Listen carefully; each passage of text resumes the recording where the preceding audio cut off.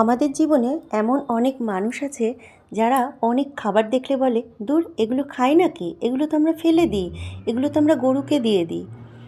তো সেই সব খাবারগুলোই আমরা অনেকে আছি সুস্বাদু করে রান্না করে আমাদের ভাত পাতে স্থান পায়, এবং সেই খাবারগুলো দিয়ে আমরা বেশ কয়েক গাল ভাত খুব সুন্দর করে মেখে খেতে পারি। তো নমস্কার বন্ধুরা, মনের স্বাদ কাহনে সকলকে অনেক অনেক স্বাগত জানাই। আশা করছি সবাই খুব ভালো আছেন। তো আজকে না লাউ রান্না করেছিলাম শোল মাছ দিয়ে, শোল না সরি ল্যাঠা মাছ দিয়ে করেছিলাম।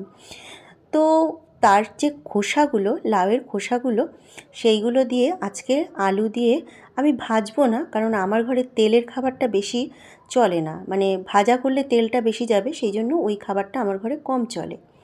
তো সেই জন্য আমি কালো জিরে, কাঁচা লঙ্কা, পেঁয়াজ দিয়ে আর আলু দিয়ে এটাকে একটু চচ্চড়ি মতো করব। তো এই যে নুন হলুদ দিয়ে দিয়েছি, দিয়ে একদম সিম্পল সাদামাটাভাবে এই চচ্চড়িটা করব।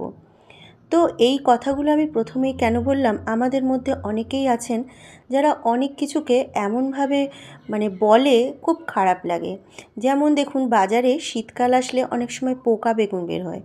তো আমরা কিন্তু সেই পোকা বেগুনগুলোকে কিনে আনি, অনেকেই কেনে কিন্তু বলতে লজ্জা পায়, কিন্তু কেনে। তবে বন্ধুরা, ওই বেগুনগুলো কিন্তু খাওয়া অনেক ভালো, কারণ ওই বেগুনগুলোর মধ্যে বিষগুলো যায় না। সেই জন্য পোকা বেগুন খাওয়া কিন্তু ভালো, এটা সকলেই জানে। কিন্তু অনেকে বলতে লজ্জা পায়, আবার অনেকে এমন ভাব করে যেন ওটা একটা কী ফেলে দেওয়ার মতো, তো না। তো আমাদের সংসার জীবনে সাধারণ মানুষদের কিন্তু অনেকভাবেই সংসার পরিচালনা করতে হয়, তাই অনেক কিছুকেই বুঝে শুনে রান্না করে খেতে হয়, অনেকভাবেই চলতে হয়। তো সেই রকমই এই একটা খাবার। আর বন্ধুরা, আমি এক হাতে যেহেতু ভিডিওটা করছি, সেই জন্য আমি কড়াইটা ঠিক ধরতে পারছি না আর নাড়তেও পারছি না।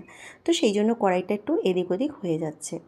তো এই যে আমি অল্প একটু ভাজা করে নিলাম, নিয়ে তারপরে পরিমাণ মতো জল দিয়ে দিলাম। জলটা একটু বেশি দিয়েছিলাম কারণ এটাকে সেদ্ধ করবার জন্য, আমি প্রথমে সেদ্ধ করে নিইনি।